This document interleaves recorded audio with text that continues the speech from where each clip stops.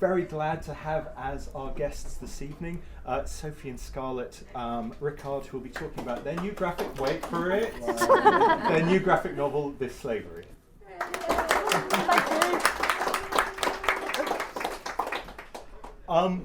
So, This Slavery.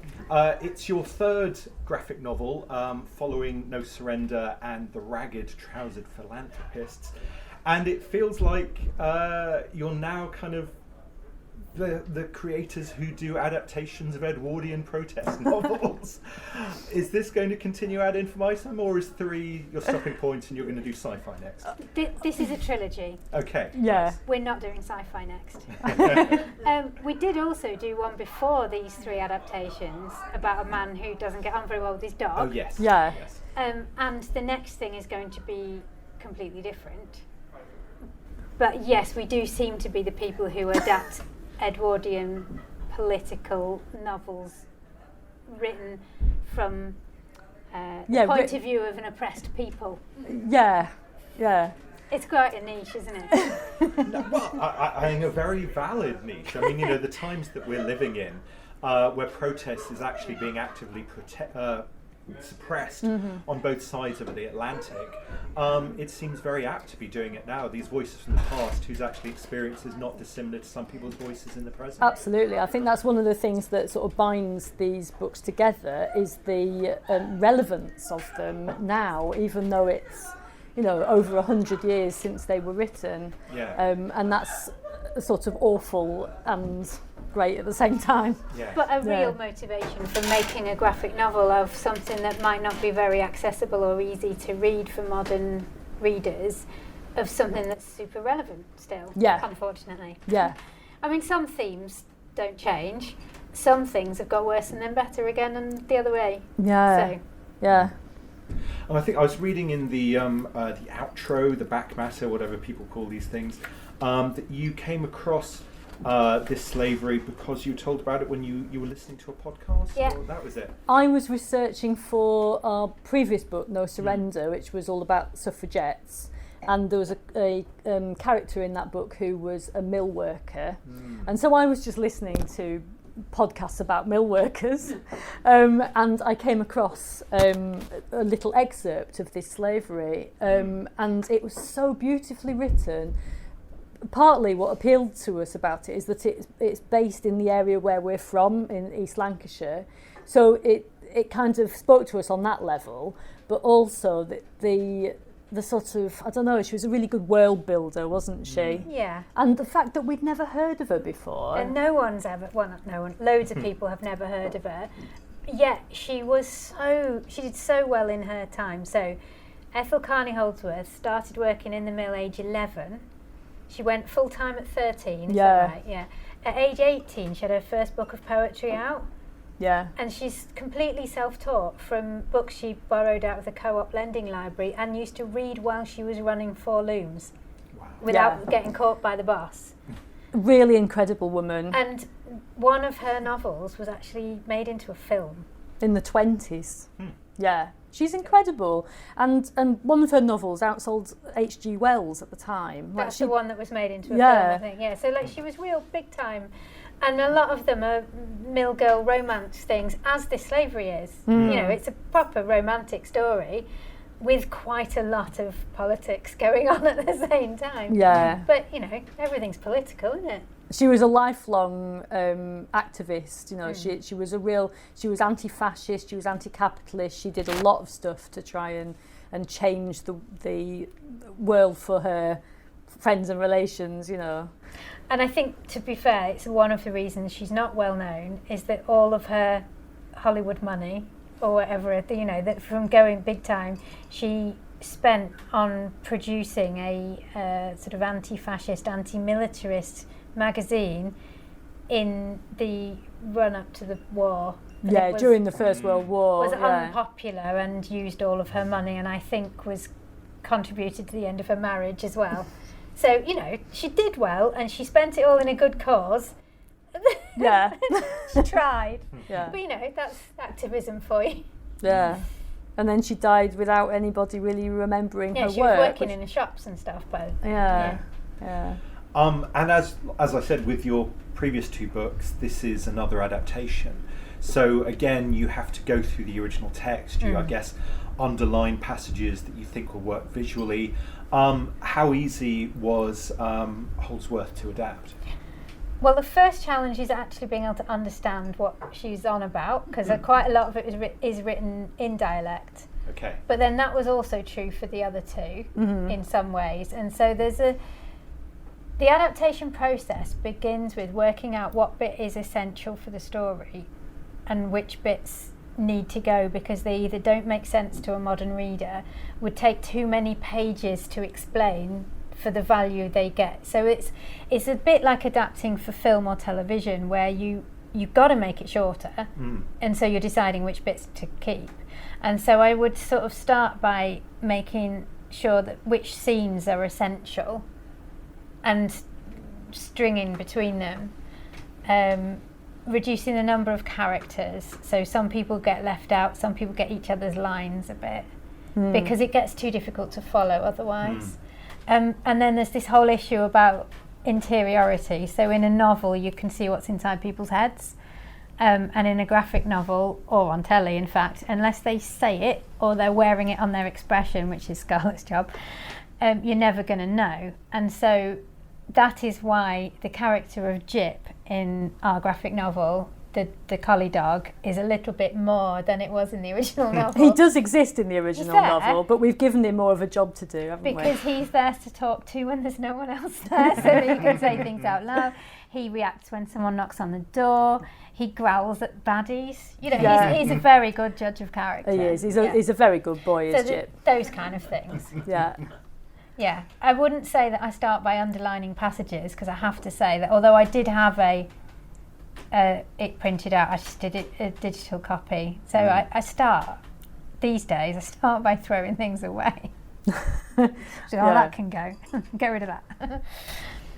Well, also, I mean, I guess you have to make it manageable. I don't know how long the original book is, but this is certainly a weighty graphic novel. So knowing how many pages you're going to draw, how many lines of dialogue are going to be per page, how it's going to be broken down into panels. I think you'll find the thickness is my fault. Yes. No, that's fine. It is. Well, I mean, you made a run for your own back, actually.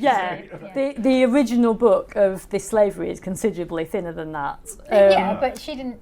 As we discovered making No Surrender, which was about the suffragettes, deeds take up loads more page space than words. Yeah. So it's to do with how much space you give it, but we've also found ways to have fewer words on the page as much as we can, and to give it space. When she says that it's her fault that it's that fat, it's because she'll do things like that. That's a double page spread. And she's right. It's beautiful. But I do quite a lot of right, hey. That was a single panel originally. Well, Sophie doesn't write like that, actually. No, I don't. I tell her what to draw, but I don't tell her what to draw. No. So Sophie will write a script very like a film script. It basically looks like a film script. So it's got the characters and what they're saying, and a few stage directions, and then the actual layout and the panels and the pacing and stuff we do when we storyboard it together. So I will just draw it really roughly with a pencil. So the script for this will have said something like, Hester goes off and plays the violin in the woods. And you know what? I don't give it much thought. I don't concern myself about how things are going to get drawn and whether things might be difficult to draw or not. That's not my problem. But when we come to the storyboarding with that one, Scarlett will have been like, right, well, let's give that a double page and it needs some space, doesn't it? Yeah, to have a bit of a restful moment kind of thing. Yeah. So I don't actually say, and then this page is going to have 3 long panels, and that's not my department. No. But it's interesting thinking of the pacing of a graphic novel. You have a quiet double page spread to kind of rest on, and then there are these kind of moments of polemic and then kind of dramatic moments for the characters as well. Did the original novel have a similar pace to it, or actually have you kind of given the graphic novel a slightly different pace? That's a good question. I think the story is told pretty much in the order she tells it and at the pace she tells it. We've taken some liberties, but not too many. Yeah. She knew what she was doing. So it was already story shaped. It's a lot less different to the original than the Ragged Trousered Philanthropist is. Okay. Yeah, that was more of a challenge. But then that was 255,000 words in the original, and it's the same length as that. So yeah, that was quite a challenge to do. Yeah. But no, yeah, I don't think we did really mess about. There are some things you have to change for the medium. But also there was one thing that we did change. I can't remember who is it who's reading it at the moment? Not got to the end Not yet. got to the end Are yet. you going to do a spoiler? Well, it depends how far she's got. What about this much? Oh, you felt well done. Okay. Yeah, there's a bit in the middle of the book. There's a 6-year gap, and the love interest has gone over to America, and in the original book, she kind of actually says out loud, I know you want it all to be all right, but I'm not going to... I bet you'd love to hear all about what happened in these 6 years. Yeah, but I'm not going to tell you. And we were like, what? That's just awful. You can't do that.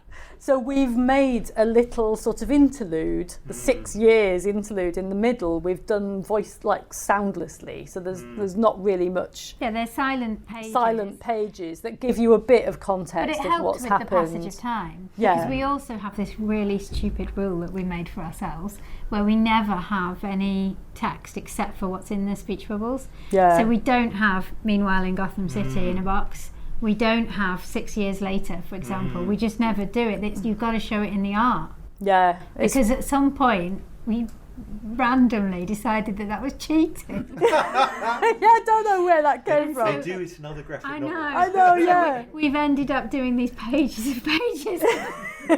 Silent, like the passage of time. Instead of just writing 6 years later. Or saying, I bet you wish you knew what was Yeah, going on yeah. there. But if her work was adapted as a silent graphic novel, as a silent movie, to have silent sections in the graphic novels. Yes. I'm more confident than with any of them that she would like what we'd done with this one. Yeah. I think she'd be impressed with. Yeah.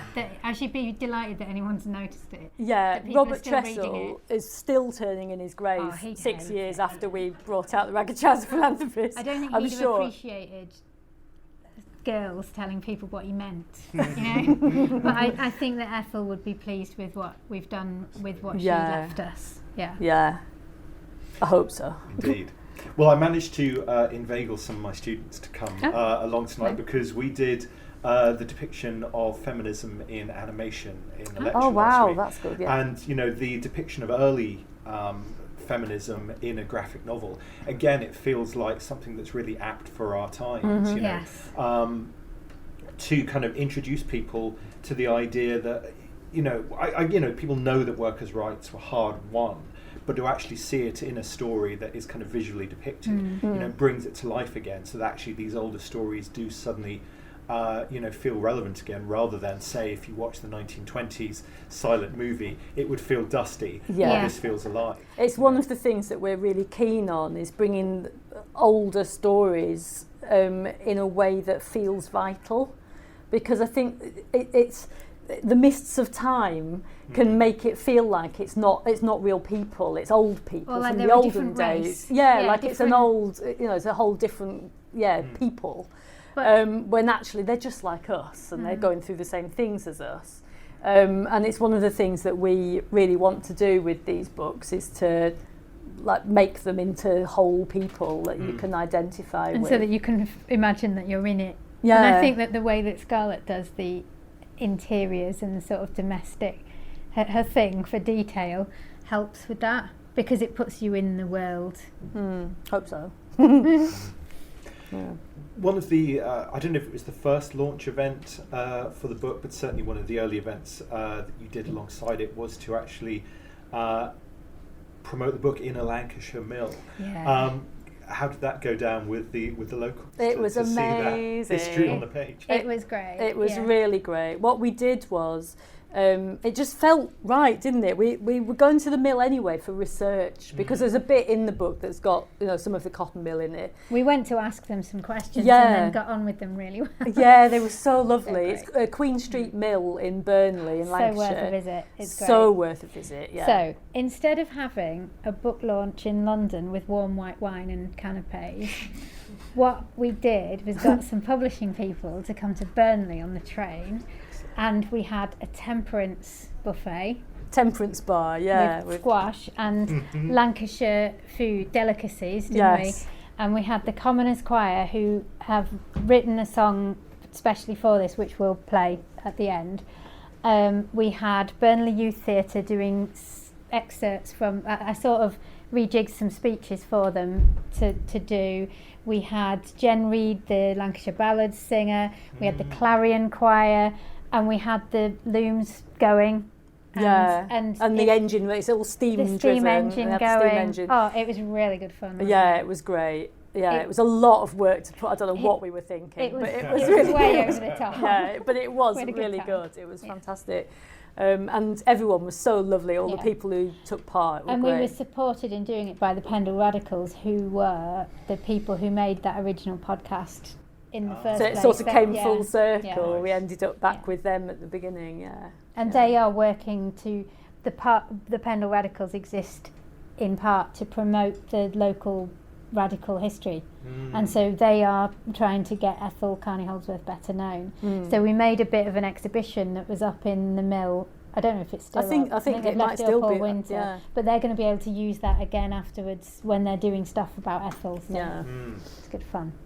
Well, then, and again, it's finding these alternate voices who are adding additional depth to these stories, because if you only have one kind of like famous writer who's talking about protest in the early 20th century, you might think it's just coloured by that one person's view, but the fact that you've now done 3 of these books, all by different authors, actually adds a kind of 3-dimensional aspect to that kind of time in history. And I think the thing very different from each other. Oh, very. And I think the thing that binds them together, the thing that interests us, is the authenticity of it, because each one of them is written by somebody who's lived that experience.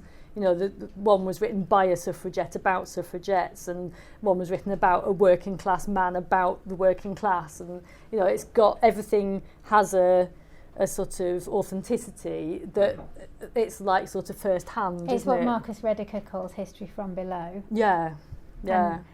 And it makes it more vital, doesn't it? It makes it more identifiable. And for some reason, all 3 of those people chose to write a novel as opposed to, a polemic in the newspaper or a documentary style book. Well, just look at the post office. Yes, scandal exactly. Thing. It's Mr. Bates. It's Mr. Bates, again, exactly. You need to get them in the fields. If you want people to do something different, you got to make them cry. Sorry. The government ignored that story until it was made into a film by ITV. And I think... And now that we've made a graphic novel, then women's place in capitalism will be so much easier. Oh, exactly. It's all solved now. Fixed it.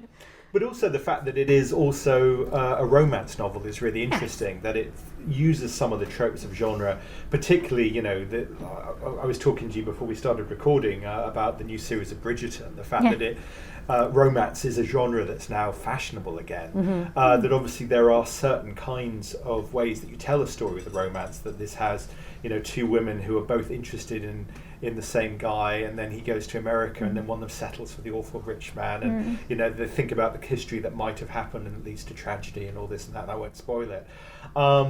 But within the kind of structure of a romance novel and the way that a romance novel works, obviously that then in a way leads the reader by the hand, that you get invested in the characters, and then hopefully also you pick up on the importance of the world that they're living in and just how hard it was.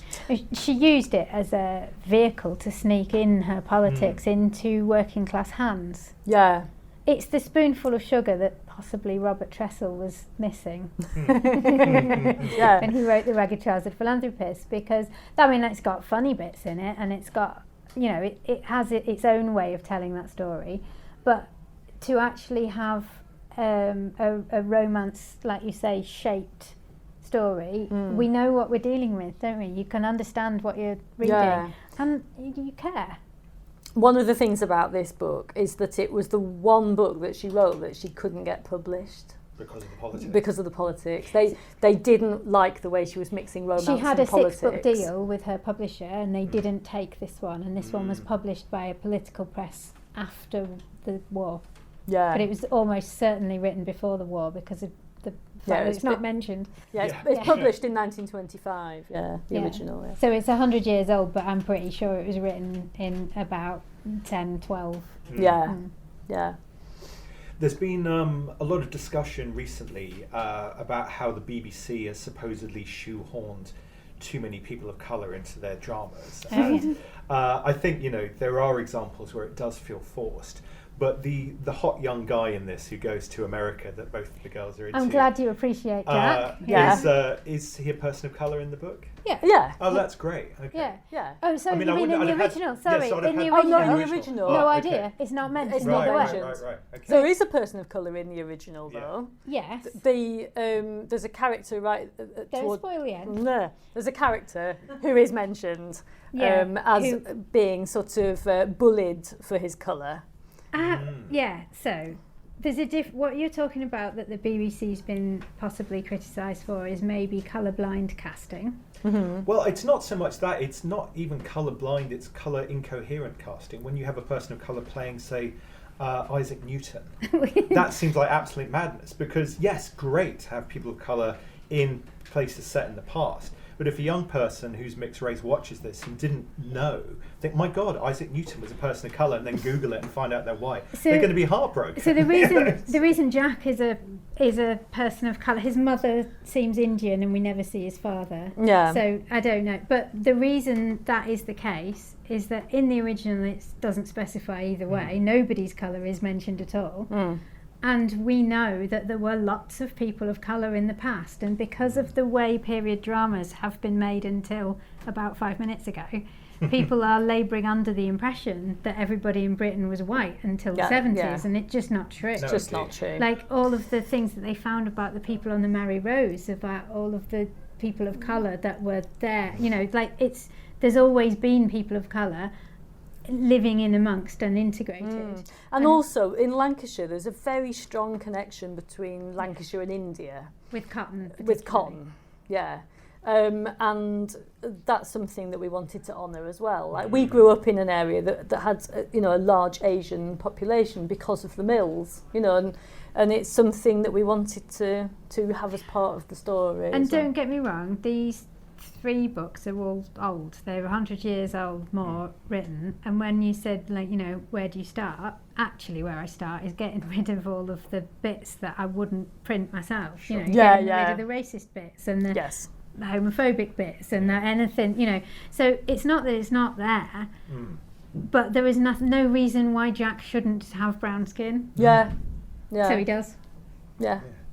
No, and also, I think if someone tells a good story in the past, there's no reason to include the sexism or homophobia. But if it's a good story that has something to say to the present, then keep that and promote that to a new generation. Absolutely, yeah.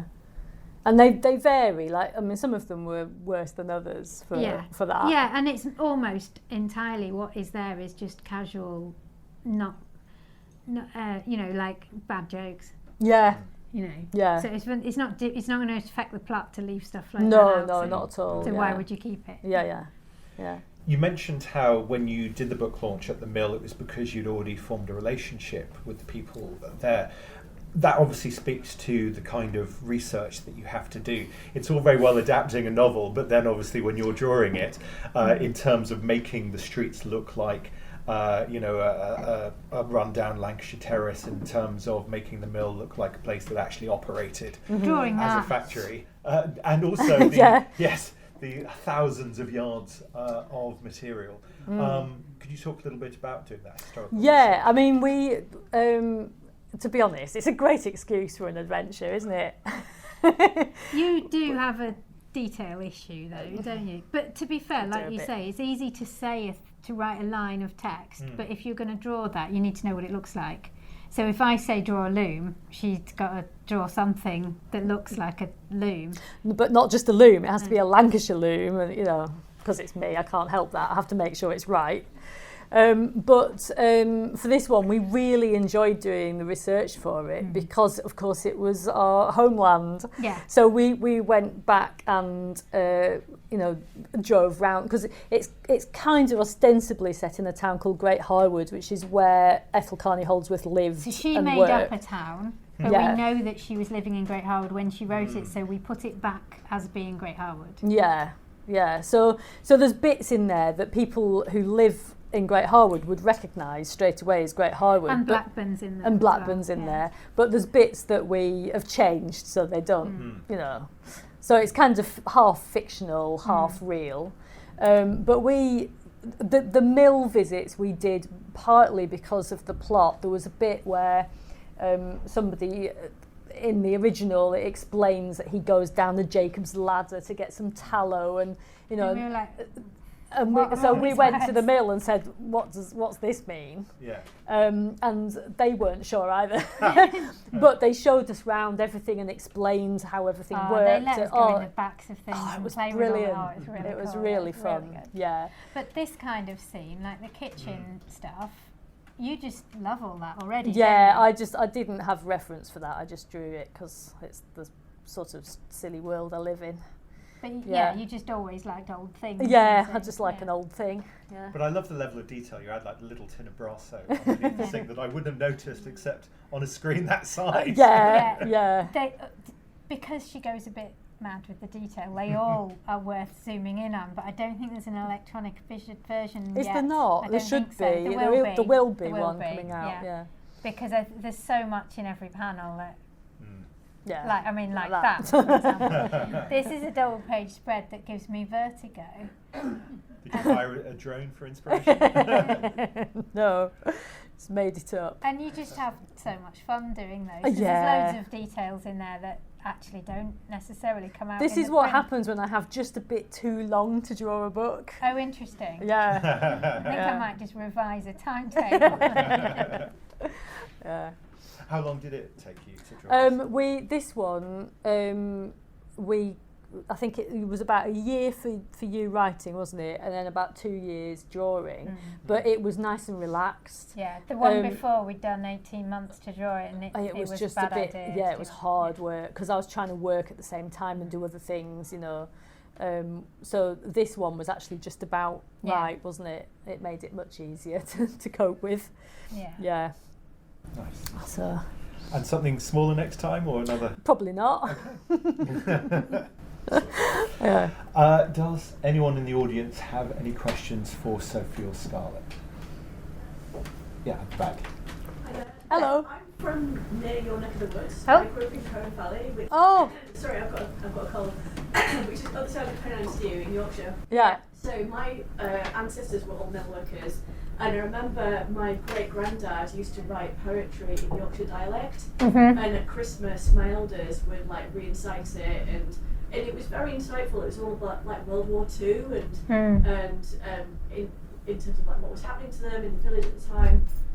So my question is, if a lot of this was originally written in Lancashire dialect, how did you navigate translating it so that people from the modern times? Yeah, it was an interesting challenge, wasn't it? So the text of the book is written in regular English, but when the characters spoke to each other, they spoke really authentic Lancashire to each other.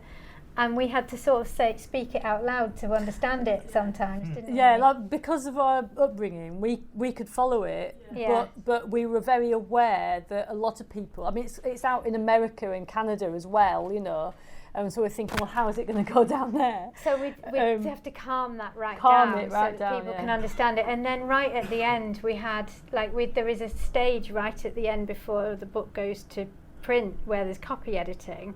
And we start arguing with a Shakespeare scholar about how I is spelt, as in the opposite of no. Yeah. Yeah, I know. And things like int, like it's something. Where It's a the hill. apostrophe goes. It's a hill I'm prepared to die on.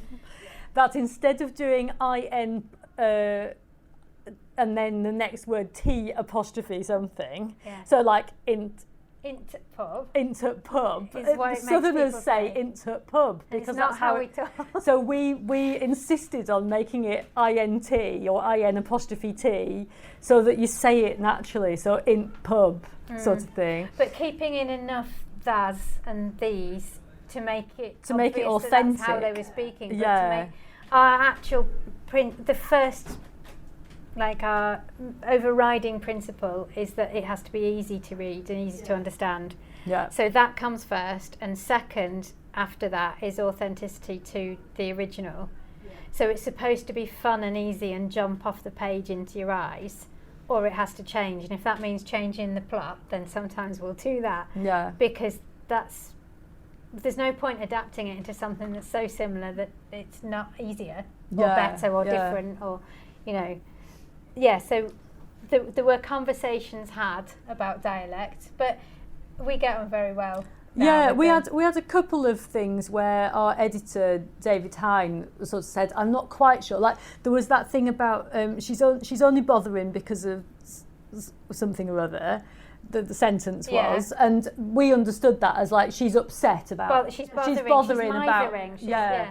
But David was like, "I'm not sure quite what she means," and so having a southerner looking over it and understand like that really helped as well. Yeah, so the bits like that we pulled back a bit and made it clearer. Yeah. Can I just point out, for example, I didn't ask for a rocking horse in that picture. It's good though, isn't it? Why wouldn't the children have a rocking horse in their room? But they've just died, and I don't know. It just made me feel like it was sort of a bit more. Took the edge off. No, well, I think it's really looming. It makes it creepy, scary. doesn't it? Yeah. Death rides a white horse. Exactly. Yeah. Yes. Yeah. Just like that, backwards and forwards. Any other questions? Bob. Hello. Your first of all, your splash page is sort of really impressive. Oh, thank you. Your character art reminds me a bit of Raymond Briggs. I was wondering if you could tell me a little bit about the influences, about how you approach the art, and also looking at it, because of the amount of detail in each panel, do you approach a splash page differently to your panel art? As far as the splash pages and panel art is concerned, I do approach them a bit differently sometimes. If there's a situation where people are talking and you've got several panels where they're just having a conversation, I won't draw everything in the background. I'll just do a colour so that you're concentrating on the conversation. And then if there's something where like this where there's no real important dialogue, then I'll go a bit fuller on the detail. So yeah, I do kind of measure it depending on how much you need to be concentrating on the plot.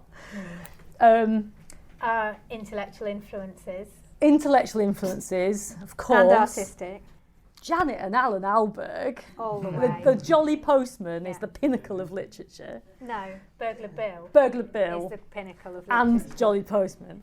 When I was really loved Posy Simmons when I was I discovered her when I was maybe 13 or 14, and so because our stepmom had a book of her cartoons, and so I would just pore over that because she's so good at incidental body language, which is something I love drawing, and so it's that sort of thing. Really closely observed class stuff and all that. But we had Father Christmas, didn't we, at Grandma's? Raymond Briggs. Briggs. But and I loved that book. In fact, I think it probably was the first comic really that we. I mean, like a graphic novel, that we had access to. Scarlett's often compared to Raymond Briggs, and I can see why, but when you see them next to each other, they're not as similar as you first think, but I think there's a mood in it. There's something very British and very down-to-earth and domestic, and also something sort of warm and cosy that a lot of comics doesn't have. Like, things are either scary or exciting or, I think it's our first fight scene in this book. Yeah, I like the prosaic Britishness and of it. And that's very Raymond Briggsy. And that is quite Raymond Briggsy. And also Posy Simmons. Yeah. Janet and Alan Albert. Yeah. I just like the sort of everydayness of the stories, which drawing the sort of incidental that people doing the washing or cooking or something while they're talking. You always like giving people something to do while they're talking, don't you? Yeah, I don't want people just faces, talking. I want to give them something to occupy themselves. Burn their fingers. Yeah, exactly. Yeah. And Briggs was very good at silent storytelling as well. Like the snowman has no dialogue. Yes. So. Yeah, that's true. We never had the snowman though, did we? I don't think. But yeah, No, maybe not. yeah, we don't know enough about Briggs really. You know, you can. I have got Where the Wind Blows, which is brilliant. You can get the snowman toilet paper in Aldi at Christmas, and I remember seeing that and thinking, now that's when you've arrived. Yeah, when we've got Ragged Chartered Philanthropist toilet When paper. there's Ragged Chartered Philanthropist toilet paper, I'll be happy. Yeah. Thank you. Very good. Well, if Self-Made are ever looking for ideas for merchandise, you should suggest them. Yeah.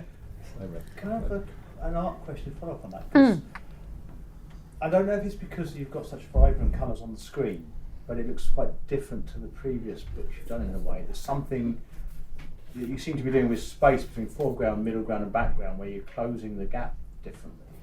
You've got this naturalistic drawing style. Yeah. You're doing something that's not realistic, it's something else. Yeah. Is this a conscious choice? Not exactly, but I think maybe, as I said, because I had a bit longer to draw it. It's a development. Maybe it is a development because yes, obviously as humans we can only focus on the thing we're focusing on, and the thing in the background is out of focus. And I know that in real life, when you're looking at a big scene like that, it's not all in focus like I've drawn it, but it is if you look at all the bits. You see what I mean? So I sort of started thinking, actually it's quite fun, you know, because what I really didn't want to do is make a book that you can rattle through in an hour and then it's over with. Especially when it takes 3 years to make it. Wanted something that you can immerse in a bit, you know, and give or you go a bit, back and look and at go again. back and look at, yeah. And I've thought, well, if I'm having to draw every inch of the book, I might as well have fun with it, you know. So it's kind of that. It's just for fun, really. Yeah, it's not like a particularly stylistic choice. It just felt like, I suppose partly because in this book the place itself is so much part of it that it felt important to include that and more. You really enjoyed doing rain on cobbles for 2 years, didn't you? Wet flagstone. It's not a transferable skill, I don't think, but it is now something I can do. Yeah. Yeah. So yeah, I think things like this, you know, it's kind of it felt important to have all those details and to sort of be able to be in that place as the reader. I don't know if it works. Doing still pictures, you can't. Yeah, that you can't. Yeah, it has to be a drawing to do that. And to do it over so many pages. Yeah, unless you do like focus stacking or something. Yeah. But it is a good point that it's something that if it's something you can only do in drawing, then that's why we should be doing it in graphic novels, because it's making the most of the medium. Yeah, isn't it? yeah. And this is saying so much more than she had a lonely, scary walk home. Because there's a tiny horse in it. there is a tiny horse. Yeah. It's the tiny horse out of Brassic. Yeah. Yeah. Corinne. Oh, it was about merchandising. Yes, I'd love a Scarlett kind of sort of jigsaw. We've looked into it. They're so expensive to make We have. that it would be difficult to make them actually affordable They'd be to so buy. expensive if they were even remotely nicely made by people who were being paid properly. Yeah, that's They the would be so trouble. expensive. You can get them quite cheaply, but all the pieces are interchangeable and they're horrible to do then. Yeah. You want something that's got But yeah, a bit of they would heft. make great jigsaws because of the detail. We do make them as jigsaws for our mum for her birthday and Christmas. There's only one of each. And there's only one of each thing, and we've given her like big double-page spreads as a jigsaw, and she gets really into doing them. But So you just have to make friends with Buffy. And yeah, then you can you'll be borrow allowed, hers. Yeah. Yeah. Or maybe an Arts Council grant application. Yeah, for jigsaws. Jigsaw grant. Yeah, jigsaw grant. Yeah, yeah, that'd be fun. Any other? Yeah, Mish. Possibly the most boring question ever. Oh, I've got high hopes now. Entirely logistical then. So, Sophie, if it takes you a year to write and Scarlett 2 years to draw, are you writing the next one while Yes. the drawing is? Yeah. Yeah. So, especially with as soon as we handed in the Ragged Child's Philanthropist to print, Scarlett started drawing No Surrender. I had already written it, Yeah, so I didn't have there was no stopping, was there? No. I just went straight into the next one. And so we kind of work in this stepped way. So yeah, my head is somewhere else already. Yeah. But you haven't started drawing the next one No. yet because you're waiting for me. But yeah, I'm always living in the future. But that kind of suits me a bit because I like having some time to get my head round it while I work out what shape it is. But then at the point where it's storyboarded, at that point it's then a joint effort. And then as Scarlett's drawing, I am off thinking about the next thing. But the brilliant thing about the way she works is that she'll do her target is a page a day, and she will send me a page usually just about the time of just finishing my tea, and my phone will go ping and there'll be a page for me to look at, so I can enjoy it page by page, day by day, and say, oh, I wasn't expecting them to look quite like that, or I don't understand this bit here, or sometimes I'm nice. Sometimes I say, oh, that's cool. And page by page it builds up, and then when each chapter's done, Dave has a look over them and then sends us notes, and so we've got quite a factory going that involves us all. Yeah. Because you do like the teamwork aspect of it, don't you? Yeah, I like working with people. I like collaborating on stuff. Yeah, and Sophie's a cat that walks by herself. I'm too grumpy to work in teams. Yeah. But interestingly, just looking at that picture of Jack, it just made me think that when I first drew Jack, you were like, oh, that's not what I expected him to look like. Do you remember? And we had a bit of a like, oh, should I redraw him? We couldn't quite work out how. And now he's so much himself. I can't imagine him any different. Yeah. Yeah, it's funny, isn't it? He was kind of based on Freddie Flintoff, wasn't he? He was, yeah. He started off as Freddie Flintoff. He doesn't look like Freddie Flintoff. Not but now. It was the idea of Freddie Flintoff. Yes, yeah, it? It was. And we do the that a essence bit. of Flintoff. We'll discuss characters and talk about like who they're like, but it doesn't necessarily mean what they look like. Yeah. But that's the thing about being siblings, isn't it? That we've known each other our whole lives, and so we communicate in this sort of shorthand way. So Scarlett can say, a bit like Freddie Flintoff, and I can go, yeah, I know what you mean, and it looked like that. Yeah. Yeah. Anyone else? Yeah. I just wonder whether you would consider at any point writing a book that wasn't based in Britain. Oh. Yes. Yeah. There is one particular intellectual property that I am really, really keen to get my hands on, but I'm not going to tell you in case someone else gets that. That is not set in Britain. And we did think about doing something set in the Spanish Civil War, didn't we, at one point? Oh, I'd forgotten about Yeah. that. Yeah. But it would take so much research, because that's one of the things, of course, about doing the books set in Britain, is that we know it very well. And so it takes a lot less effort to research it all, whereas doing something in a completely other country with different politics and different there's background, a lot more work to do. there's layers, isn't there, to everything. All the nuance is different, and you need to learn it all. It is an interesting question, though, isn't it? Because what we have made is so British. Yeah, isn't it is, yeah. Yeah. With that in mind, how has it gone down in America? Interestingly, this slavery we were a bit concerned about, obviously because of the title. And when Ethel Carnie Holdsworth made the book, the original, she knew perfectly well what she was doing with the title. It's deliberate. It's deliberate because the Lancashire weavers were very anti-enslavement, and there was a lot of stuff in Lancashire where they were fighting against, like during the American Civil War, people went over to America to fight with the Northerners, So we had concerns. In fact, we'd sort of been told this might be a tricky sell in America, but it's been fine. It's been good, and actually we've had some really good reviews from America, which has been brilliant. So it's really nice to see that it is going across there well, that they are understanding the dialect and stuff. But also, when I think about it this way, I remember the film Trainspotting doing incredibly well in America. Yeah, you're if right. they can understand that, they can understand Yeah, absolutely. That also speaks to you saying that when you read the original Lancashire accents on the page, you had to simplify them. Yes. When Trainspotting was first released in America, they had to get the cast to redub their own lines Oh, did in they? a slightly more gentle Scots accent. Okay, that makes a bit more sense. Yeah. I'm trying to find. I just remembered when I saw the, these sort of beautiful the chapter headings. The chapter headings. Yeah. There's a section also where in kind of the rich man's house, there's this fantasy sequence where the sort of William Morris style wallpaper comes to life.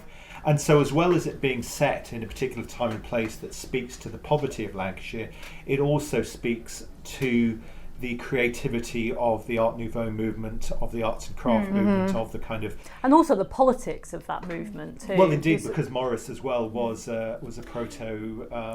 we did socialist. We did both fall out with William Morris during the making for of this different book. reasons. So Scarlett got tired of his fiddly wallpaper because she decided to wallpaper every surface in his work. Honestly, I hope this room isn't triggering. no, it's fine. I had noticed.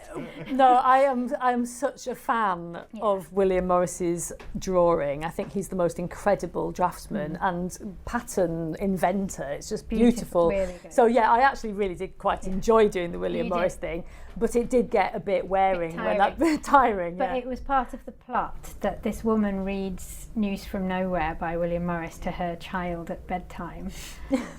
I mean, he is an odd child already, but you can see why. Anyway, so I decided, people have told me I should read it, so I'll read it, and I actually threw it across the room. It made me so cross. It's really bad. So sorry if anyone's a really big fan.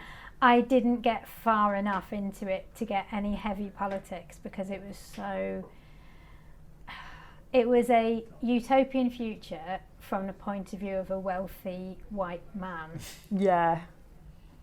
And it didn't have the depth that this slavery has on those subjects. But he does a nice wallpaper. Yeah. Nice.